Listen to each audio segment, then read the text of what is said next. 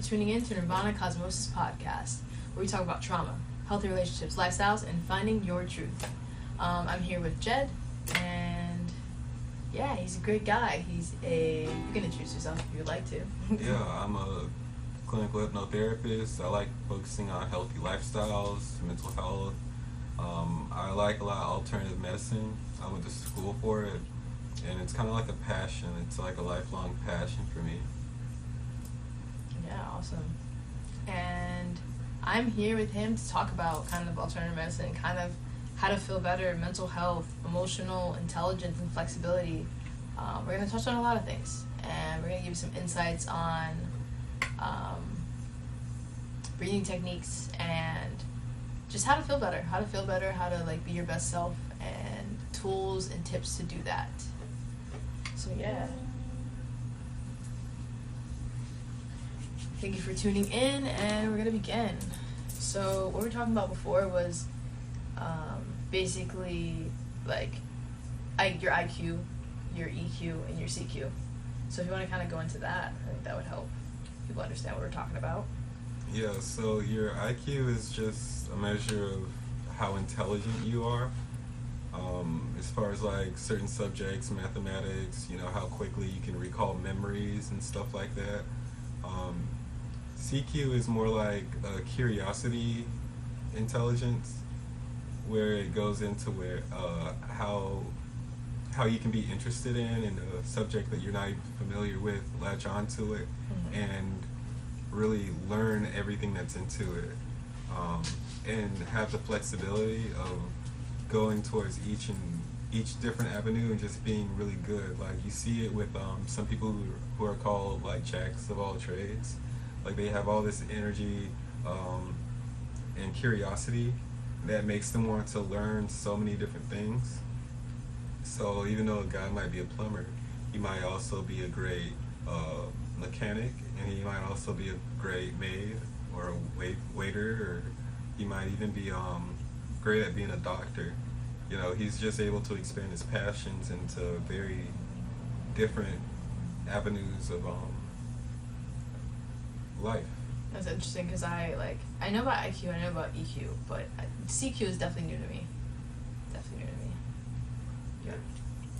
And EQ is just emotional intelligence, which is like very important as far as like building good relationships, maintaining relationships, and also dealing with high stressful environments or situations that might result in a crisis, but you're able to navigate through it and make it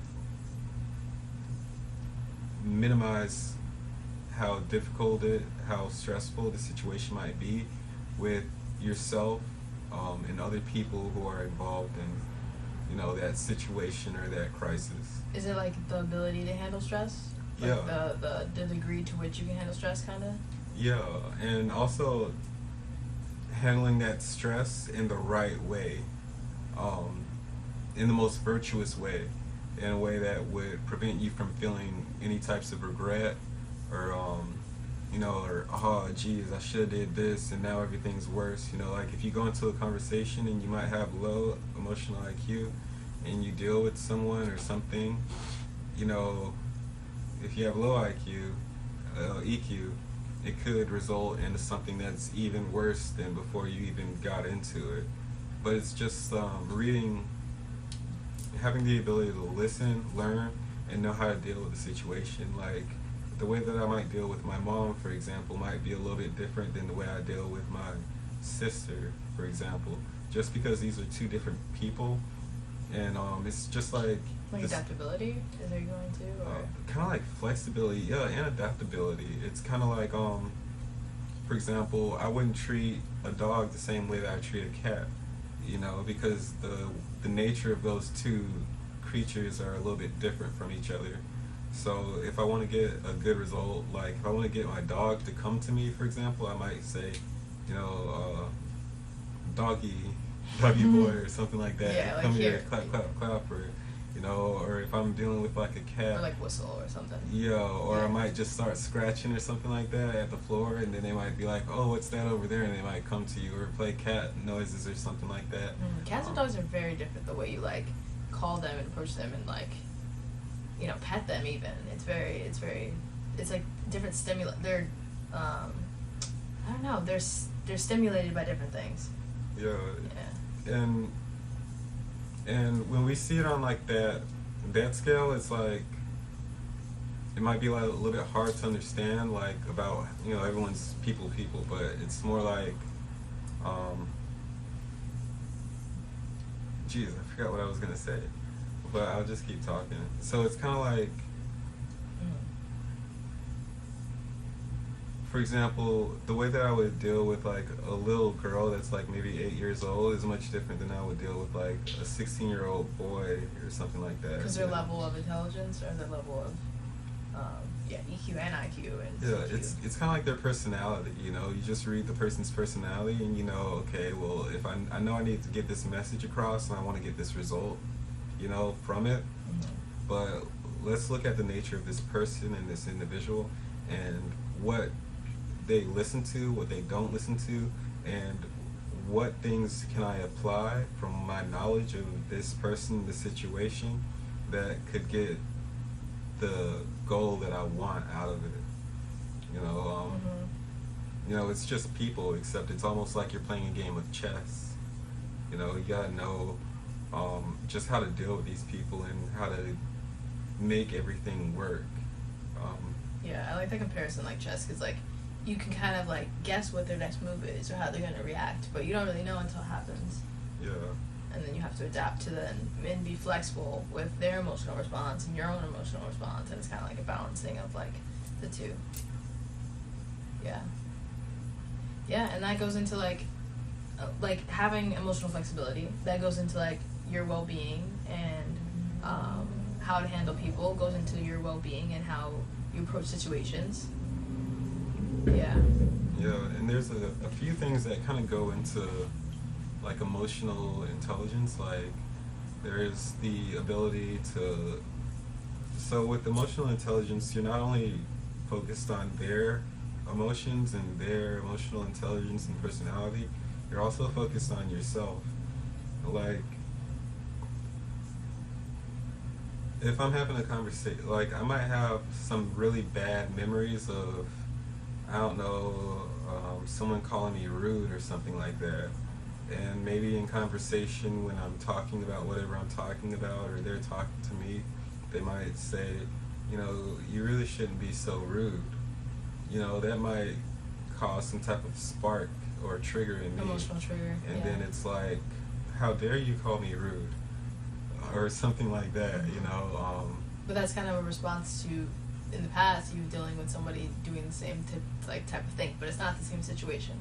Yeah, I would actually be projecting my own insecurities or my own problems onto this person, and they probably have no idea about why that triggered me or what the problem is, and it just causes more confusion. But you know, if you're emotionally intelligent enough to understand, like,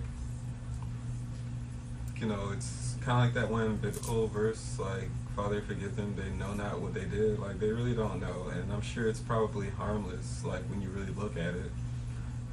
It's kind of like a fear, a defensive, it makes us be more like that when we really don't need to be. You know, if we just take a deep breath and be like, huh. Like, responding, not reacting. Yeah. Taking a step back from, like, the situation at hand, like, looking at the situation from the outside in. Yeah. Yeah. Not taking things so personally, you know, not making like assumptions based on like how they're dealing with things. Yeah.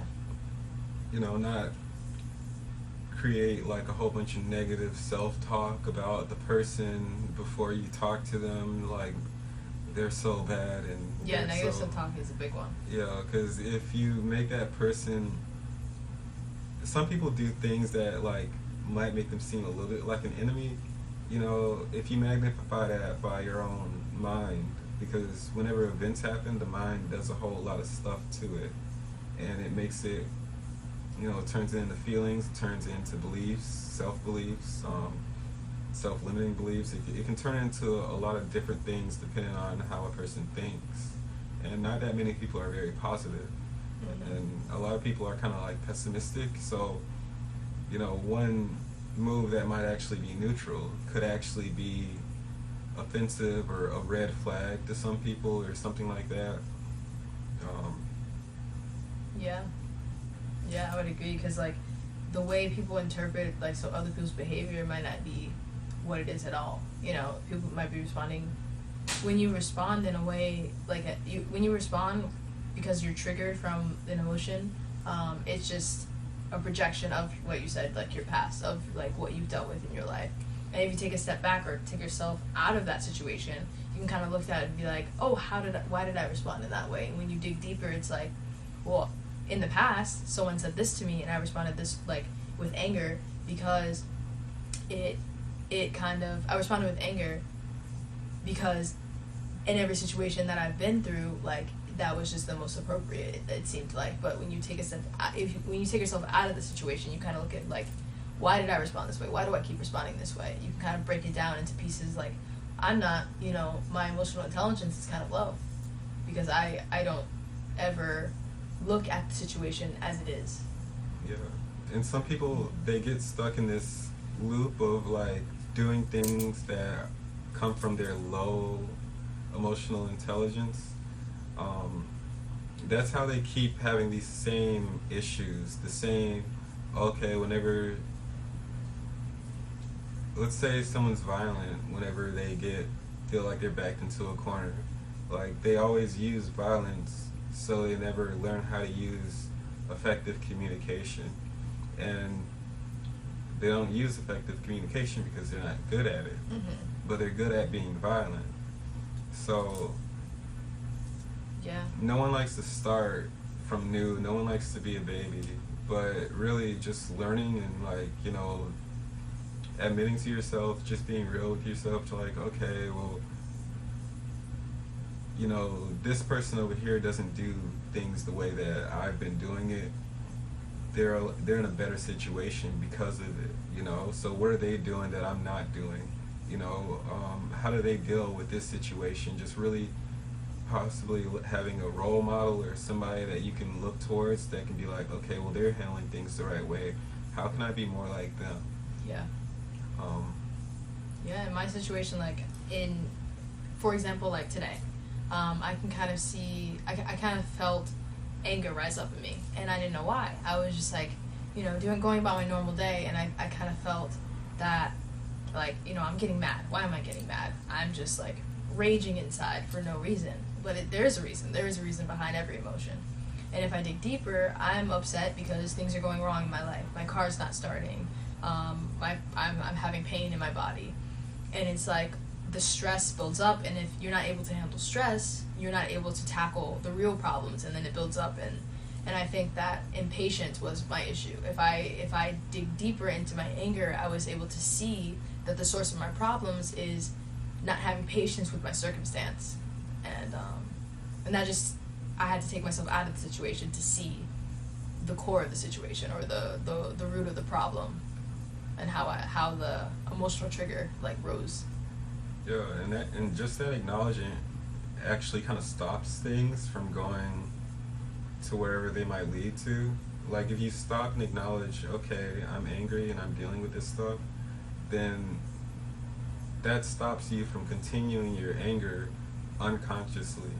It could be some random person that you see outside and you just act a little bit, talk to them and communicate them with a little bit more hostility. And, that person probably doesn't deserve that. And the thing is that all the people that have communicated with us, we never really had, with anger, we never really had some type of, closure or reconciliation from it. We just know that this person had a lot going on, and I got the burden of the short end of the stick from the situation. If we all just take a moment to kind of slow down and say, okay, I'm dealing with this situation, I can't keep dealing with it in the way that I've been dealing with it, because it's already bad for me. It can be even worse for someone else. I could cause someone else to feel the same way that I feel. Yeah. And The only difference would be that I would be the direct cause of it. Um, and these negative emotions are very like destructive. Usually, like it destroys, relationships, bonds, and stuff like that. Not saying that everyone has the capacity to be like a Buddha or something like that, but everyone has the capacity to be a little bit more self-aware within themselves and know how to prevent things from going towards absolute hell. Yeah, being more conscious, being more aware, and one of the tools that I use is like journaling for one. If I write on a piece of paper anger, sadness, depression, then I go deeper and I just sort through my thoughts on paper. That definitely helps, because then you're sorting through your thoughts on paper instead of sorting through your thoughts with against someone else or being hostile towards someone else. It's kind of like a more healthier way to sort through those emotions, I would say.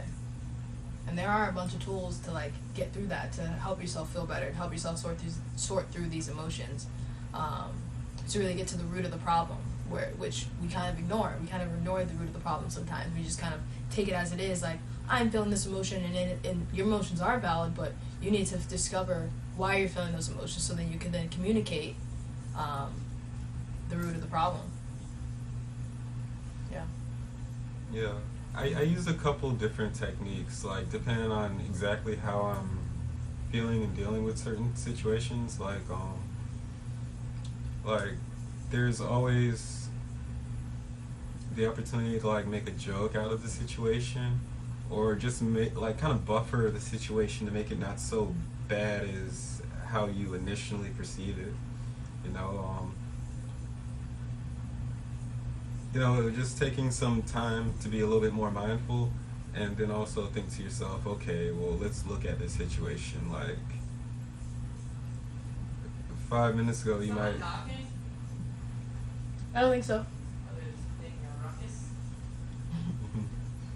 Yeah, 5 minutes before, you could be thinking this person is a B word, they're evil, and they're the worst thing or something. But then you kind of have to actually reason with it and actually see how true it is.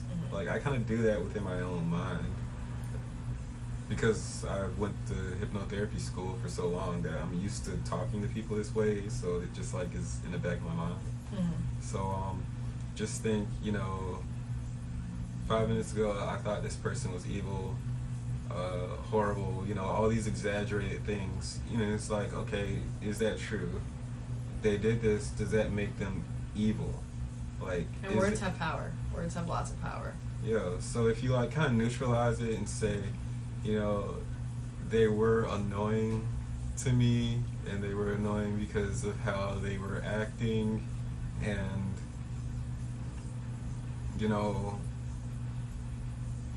and what happened next, and then I just kind of stayed quiet because I wanted them to leave, and eventually they did. But when they did leave, I still felt this anger in me for some reason that just won't go away. So it's okay, well, this is what happened in this situation. History can repeat itself. So what would be the best move next time in that situation? Well, maybe I should probably talk to them, or what made me not want to talk to them. Maybe I thought that the fear of confrontation with this person could make everything even worse, but that's kind of a fear-based response, and that's not the actual truth. It's going to have to be confronted either way, whether it's with you and them, or with you venting to a friend, or going into a therapist's office somewhere.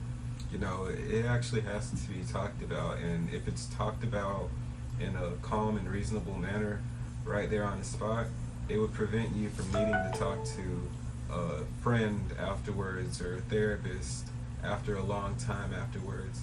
It would help you build a stronger relationship with that person, because that relationship would be rooted in truth, honesty, and openness. Yeah, communication and being able to speak your truth in every circumstance of how you're feeling is important. To just communication altogether is key. Communication is key. But yeah, we're gonna take a short break. We'll be right back.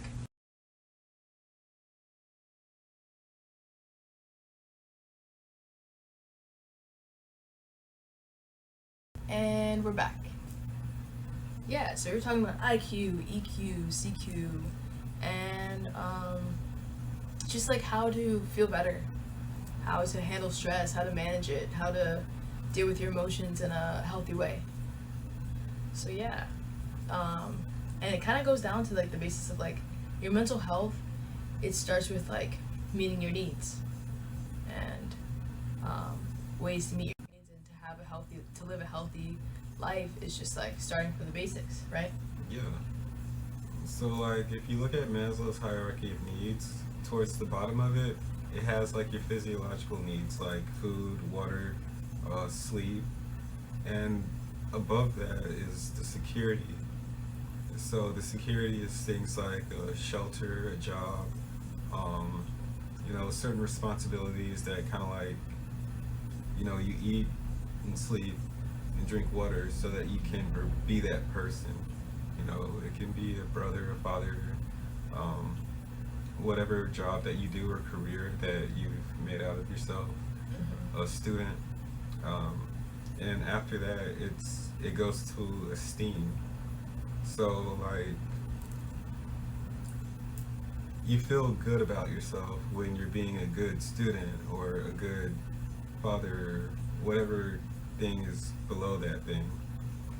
And when you're doing that, um, it helps. It rises you up higher on the hierarchy to where it's more about like how good you feel about yourself, when you're like living your purpose in a way. You're doing what you need to do. Your life is oriented the right way because it's on a foundation that makes your life oriented in a positive way. And above that is self-actualization, which is being the most at what you want to be, like being the best version of yourself, whatever that version looks like. Yeah. Yeah, it all kind of like works together. So like it starts at the bottom with your basic needs, and then like at the top, what's the top of the Maslow hierarchy? Self-actualization. Yeah, so like you really actualize, you're really like aware of who you are as a person after you meet those basic needs. You can't really realize who you are as a person and what is going to make you you until you start with what you need. And yeah, and it's kind of like to figure out how to fix or how to help your feelings inside of you. Like if, say for example, you're depressed, you're having anxiety. I would love to have a printed. And people deal with that every day. I deal with those feelings every day of like mood swings, and I'll take different things to help with my mood swings and my anxiety and my depression. But what's going to help is kind of like there's many different ways to approach that. Like some people take pharmaceuticals, some people take like different approaches to helping their well-being, but really starting with the basics of your like hierarchy of needs, starting from the basics to make yourself feel better, to create your happiness is important. You really have to start from the beginning. Yeah, like if you're depressed or something like that, well, you can take a look at Maslow's hierarchy of needs, and you can actually ask yourself, am I getting enough sleep? Am I even drinking water? Because some people don't even drink water. Am I getting the right food intake? Yeah. That would make me my best version of myself, if that's what your aim is, which everyone's aim should be that, and from there it's like, okay, well, what area in my life do I not have figured out that might be contributing to my anxiety or my depression? And when you find those things out, you kind of have to be a little bit patient with yourself, be calm with yourself, and rational with yourself. Like, okay, this is what I'm dealing with, and I might need to figure out a way to not cope with it with certain pharmaceutical drugs if that's what you have available or you're used to. but what you could use that would probably be even a better alternative. Like there's so many herbs that are really food, but they're herbs. They're very stimulating for mental health. For depression or something like that, there's certain herbs like lemon balm. And lemon balm helps you sleep better and wake up a little bit more energized. But it also helps people with depression. It helps people sleep at night, which sometimes depression can cause insomnia. And it helps with so many other things. And it's healthy for you too. Like you can eat a lemon balm plant and you would feel fine. It wouldn't hurt you or anything like that. And there's also the anxiety part of it, you know, people worrying about all types of stresses and stuff. You know, something that would help someone with that situation would be just something that would calm their thoughts. Like I like to drink kava. It's a really good thing to drink. Yeah, me too. I drink kava as well. There's also like lavender, and there's certain little health hacks that you can do. Like you can put lavender inside your pillowcase and lay on it for a little while. By the time you take your head off, you feel a little bit more calm. You know, you don't have as much anxiety. There's also other calming teas. You know, some people can put chamomile inside of a bath, and they can have a tea bath, and they can calm them inside and outside. You know, if you're taking the right precaution, applying the right techniques.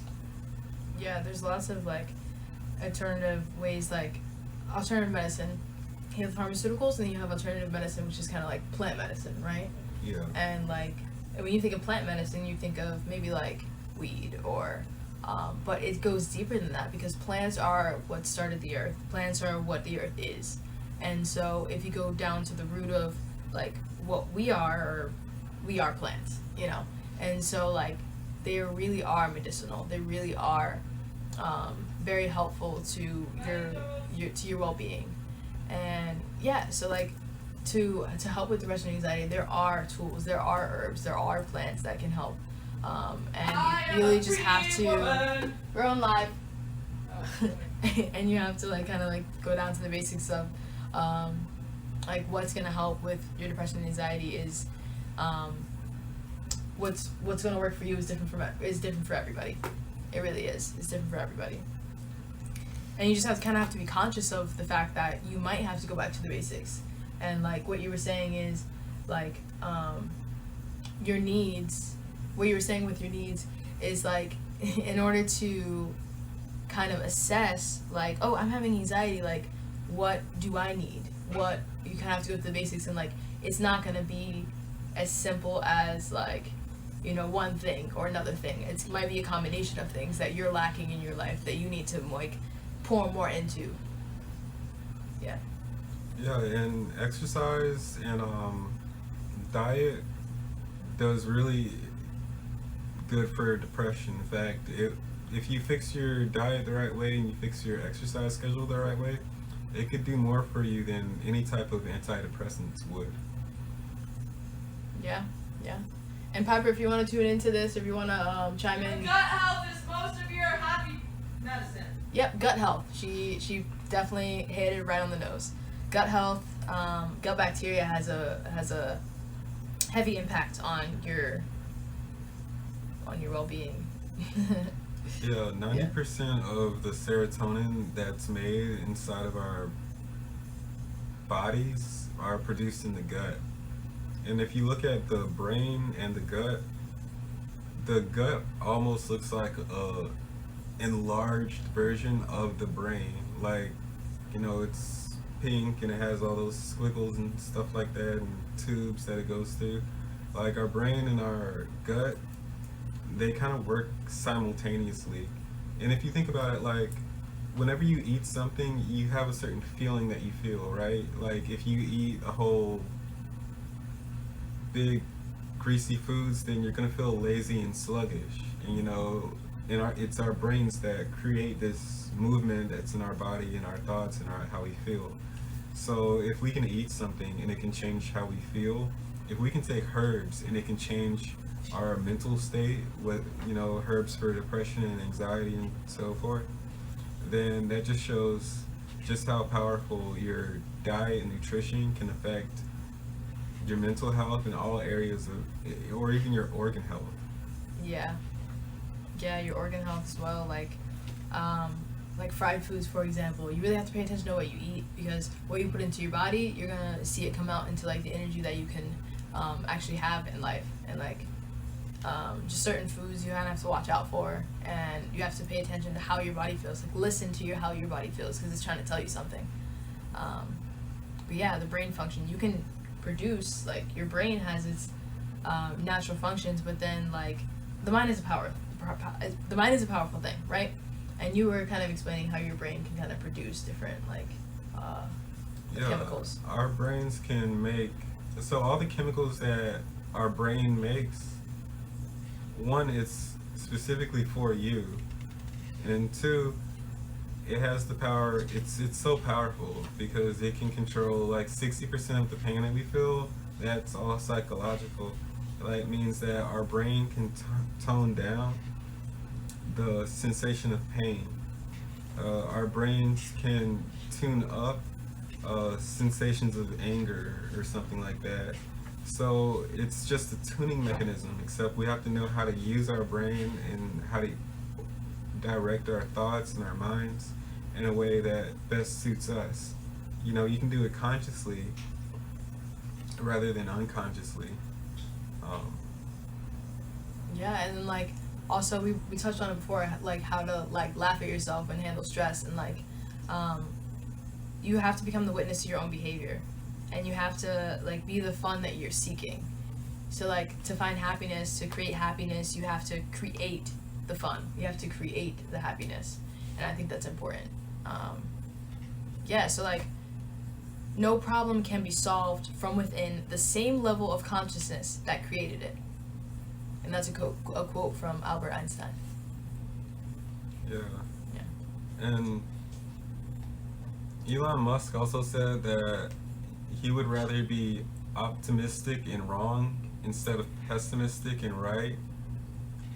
And yeah, that's Elon Musk. And that's so true too. Yeah. Yeah, optimism and like having a positive outlook on life, that changes your world. That changes the way you see things. Yeah, for sure. And that's where the law of attraction comes in at too. Yeah. Because if you focus on nothing but the bad, then that's all you really perceive yourself as getting. And if you focus on nothing but the good, then that's all you perceive yourself in getting. You ignore all the bad. If you're pessimistic, you ignore all the good because it goes against your core belief. You know, if you change your core belief to something optimistic, wholeheartedly, then that's what you'll end up getting.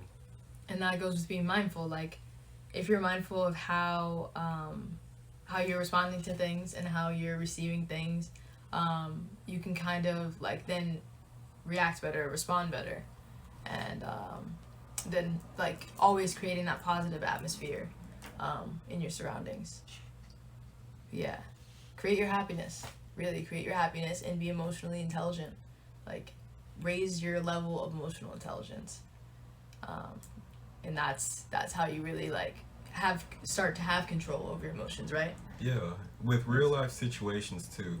Mm-hmm. Because, you know, it's not like you can just study for emotional intelligence on some type of test or something like that and then say, okay, well, now I'm smart with emotional intelligence. It's not really like that. It's more experience based, and you see it within yourself with how you handle so many situations and what's been going on in your life as far as, you know, the quality of your relationships or the quantity of the relationships that you have.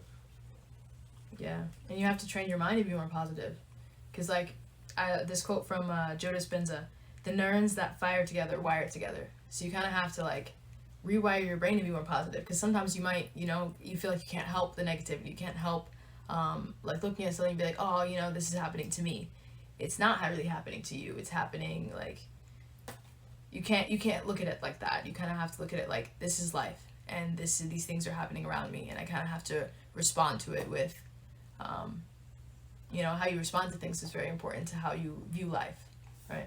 Yeah, because if you look at certain like negative outcomes or something like that as, oh, this happened to me, you know, or this is done unto me, it puts you it can be a very slippery slope to making yourself have this victim mentality. And people who have a victim mentality, they kind of see themselves as inferior to the situation, like they really can't do anything about it. That's what causes a lot of people to just cry, because they don't know what else to do. They don't think that they can fix their situation or something like that. If you can always like empower yourself to always believe that you are capable of doing something, or you are capable of, this isn't like, this situation is a situation, but it's not something that would crumble me, or something that should crumble me. It's an obstacle, and it's something that I'm gonna have to navigate through, probably do this and do that, but it's not something that you would just say at the end of the day that, okay, I'm a victim. What was me? Because what kind of actions come out after that? What kind of solutions would come after that? There's not very many solutions. Or when you have a victim mentality, you're looking for someone to save you, and when you look for someone to save you, you've kind of given up at that point. Yeah. Yeah, I can relate to that. I can relate to that for sure. I think sometimes I do have that victim mentality, and a lot of us do. Like, I think everybody every once in a while has that kind of victim mentality. Like, the world is everything's happening to me, and I have no control. But it really starts with awareness. It really starts with mindfulness. It really starts with identifying the emotion and where it comes from. Like, studying patience, studying jealousy, studying envy, and kind of writing down like where you see yourself, how you feel, and where you want to see yourself, and being able like gaining control, because you do really have control over your emotions if you kind of focus on them and that aspect. But yeah, be your own therapist. Like, you really have all the tools if you are really resourceful, and you just use your resources, to which you can gain resources through like researching, right? Yeah. So like, say that I have really bad anxiety, and I probably have a couple fears of something. Like, I'm sure that we can all rationalize, okay, well, as much as we can, that maybe some of these anxieties aren't necessary, and they don't do anything that might serve me. Some of them, and some of these fears that I have might not do anything for me, and they don't serve me, and they're kind of a little bit irrational, except I still have the feeling of anxiety and fear from these things. There's one, so it's like, this is the worst that things could be. This is where I'm at, and this is like the perfect where I don't have any of the issues that I have right now. With all these different levels, there's a transition. So within my situation, say if I have anxiety and I have fears, then I would look at it like, okay, well, there's a lot of things in between this that I can't really see, but that's where I'm gonna have to like transition myself from. So what can I do? What research can I do? What books can I read? What people who I might find as an influencer on maybe YouTube or some other type of platform, or authors that talk about the same thing, but talk about transitioning and fixing and ways and techniques that can make things better, so that I'm at this ideal state that I want to be at, the top of the pyramid from Maslow's hierarchy of needs. So and with anybody's feelings, and whether they're struggling with anger or something else, they have to research as much as they can, just to figure out what they need to do, and where they need to be at to be where they want to be at. And a lot of our emotions, like, that we don't understand, and like we're trying to find the root of, kind of come from childhood trauma. And I had to do my own research and figure out what kind of attachment styles I had from my parents, and like it comes from research. And I think you said earlier, there's no pill to make you more ambitious, or make you more motivated. You have to do the research. You have to seek it. You have to seek ambition. You have to seek motivation. There's no pill for it. Yeah, and you also have to just practice a lot of social things too. Just meet different people. Say you don't get along with a lot of people, kind of make a commitment that you're gonna go this place, you're gonna make friends with some people, and you're just gonna just try it out. You know, it doesn't mean that you have to put all your trust in them or let them borrow some money or something like that. But it's just, if you're able to deal with more and more people, then that increases the opportunity for you to become more and more emotionally intelligent. Practice makes perfect. Yeah, because emotional intelligence kind of starts when you're 4 years old. A child that's not socialized properly, you know, and socialized properly is in like, you know, that child is the kid that other kids want to be around and probably want to, you know, hang out and play with and things like that. If they aren't properly socialized, then it creates a huge gap with things that they have to learn on their own. The things that, you know, there's some people that have they go in temper tantrums when they get upset. You know, they act out a lot and they do the same things that a child would do. You know, because there's some gap within their social upbringing that they never really learned these tips and tricks and techniques to make them a more adult version of themselves when they get in these stressful situations. They don't have the resources, and Yeah. so then later in life they have to seek it. And then you have to end up seeking it in the future. Like if you don't have the tools when you're growing up, you kind of have to then when you're older realize that you know you kind of have to dig deeper and realize that, oh, I don't have these tools, so now I have to acquire them. You know. Yeah. Yeah. When people don't know how to communicate effectively, when they don't know how to present themselves effectively in the world, dealing with their stressful situations, they act out. Like with kids, they can't talk, right? So the only time when you know a baby wants something is when they cry. You know, if they're hungry, they cry. If they're actually mad, they cry. They don't know how to do anything except cry. You know, and they'll probably, you know, if they are a little bit old enough to like maybe walk around and stuff like that, they might get mad and they just start throwing things and stuff like that. Many adults do that same thing but on a smaller scale. You know, they might knock the books off of their shelf because they don't want to read or study. They might end up in a situation to where they have to cry because they got fired from their job. They don't know what else to do, you know. Or just like violent outbursts or like. Yeah, it's done like to cope in a way. Yeah. Even though it doesn't actually help them actually get through the situation, you know, produce a more better outcome for themselves or something that would produce some security. They do it because they don't know what else to do. And we're not a thinking animal. We're an emotional animal because our emotions guide 95% of our behavior, and we have to sit down and really look at our emotions and really study our emotions in order to understand our behavior. So yeah, like we said before, we have a bunch of tips and tricks like to be mindful, like journaling, like meditating, and we're gonna guide you in a meditation. Yeah. So if you would like, join us.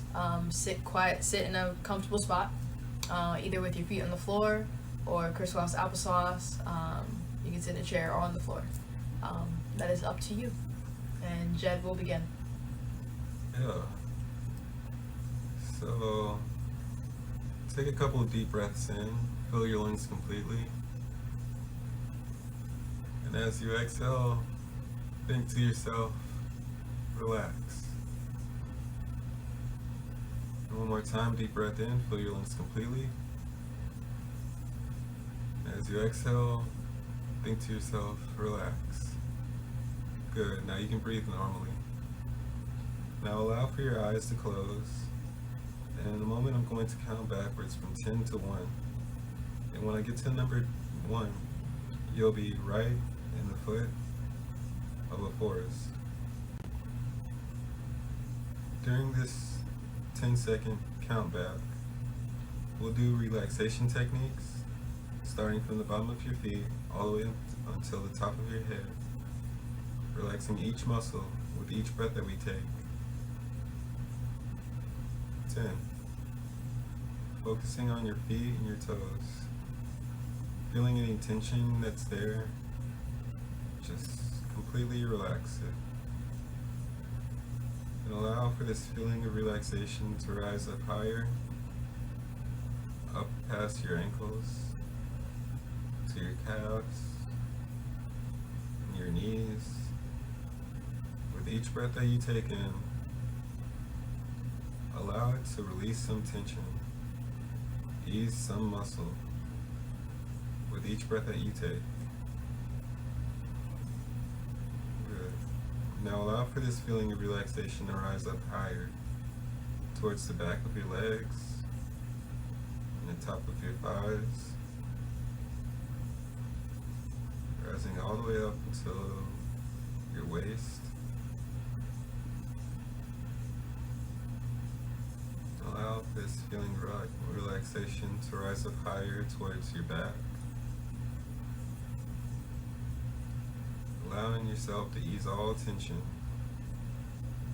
Allowing yourself to feel relaxed and comfortable with each breath that you take. And allow for this feeling of relaxation to extend towards your belly, rising up towards your chest, and your shoulders,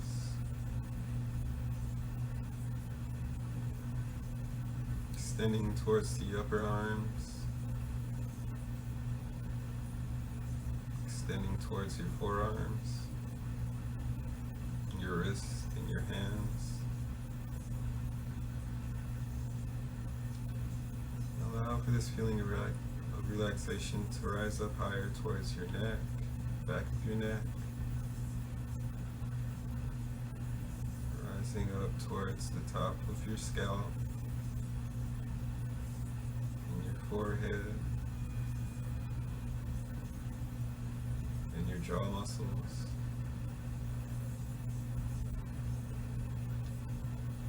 And as you breathe, take a nice deep breath in, and as you blow out, think to yourself, relax.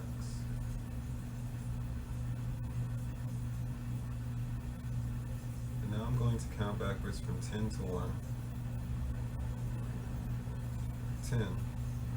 Thinking to yourself, sleep. Sleep. Sleep. 9.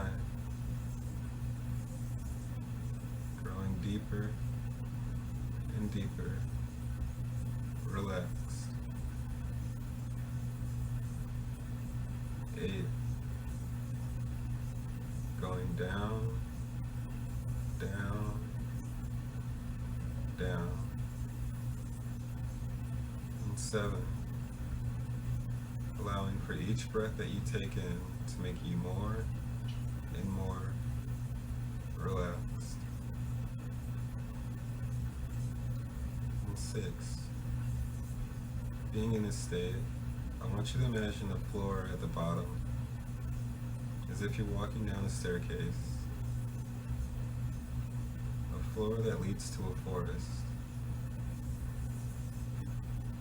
5. Take another step down. I want you to imagine the humidity that the forest has,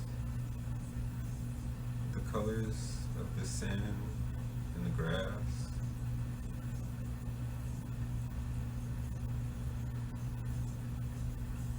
3. Imagine yourself being closer and closer into the forest, allowing for yourself to see the visions of the tree trunks and the bushes, how the wind blows slightly and gently on the forest.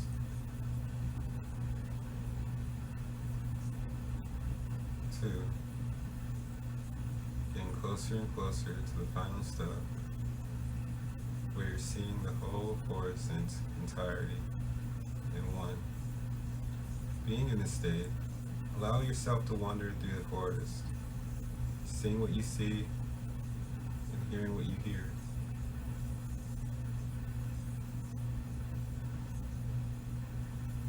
Being in this state, allow yourself to feel calm and safe, as if this forest was meant just for you.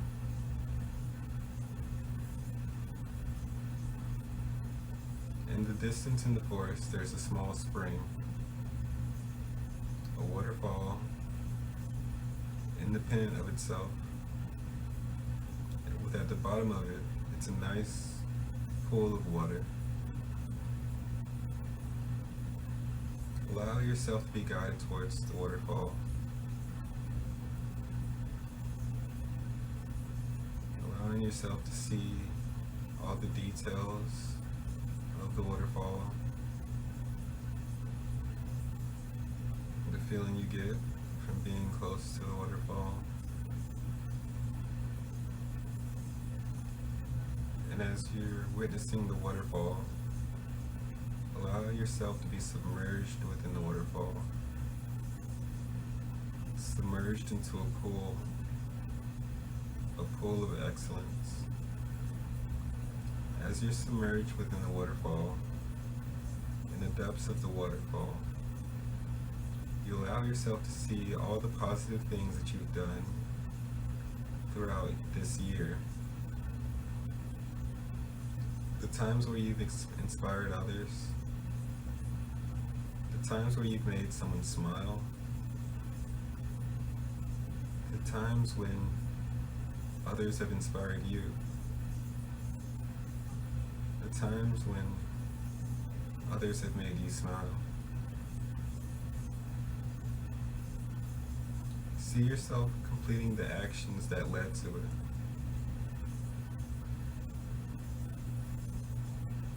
See yourself doing all the things that led to it.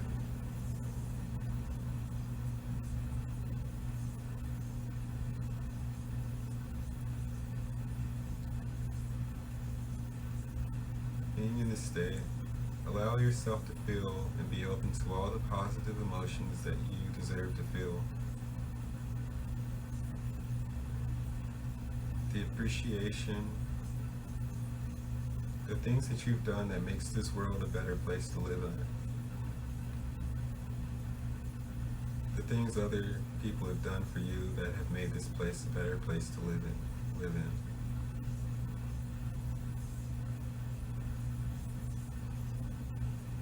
Take a nice deep breath in and thank yourself. Take a nice deep breath in to thank those people.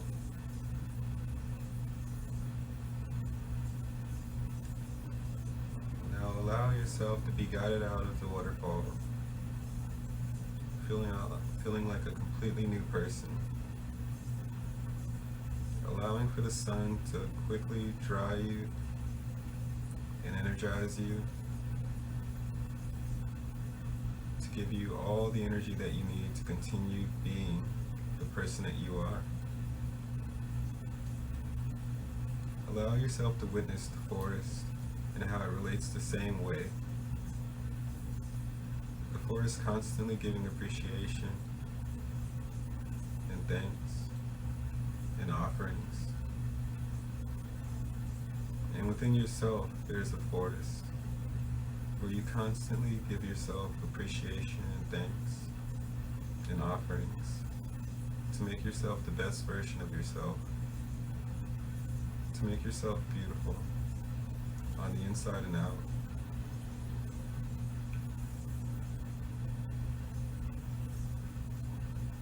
In a moment, I'm going to take you out of the meditative state. I'm going to count upwards from 1 to 5, and when I get to number 5, you'll be back and fully awake in your normal waking consciousness, and you can remember everything that happened in this entire session. 1, coming back more and more to the sound of my voice. 2, taking a deep breath in, being able to move and stretch. 3, coming back more and more, allow yourself to breathe, move and stretch, and be right there.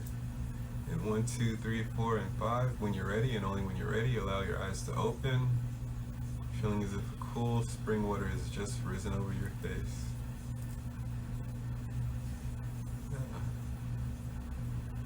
Awesome.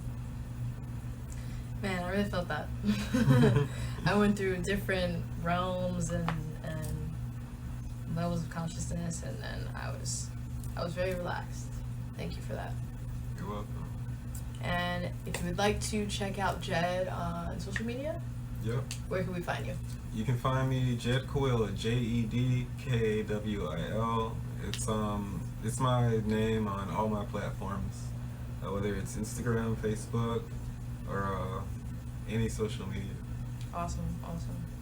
And thank you for tuning in, guys. Remember that you are love, you are light, and you are powerful. So just keep pushing, keep moving, and check out my next event coming up on Creatives Collective is going to be July 31st in Tampa. Please check us out, and thank you for watching. Peace. Peace.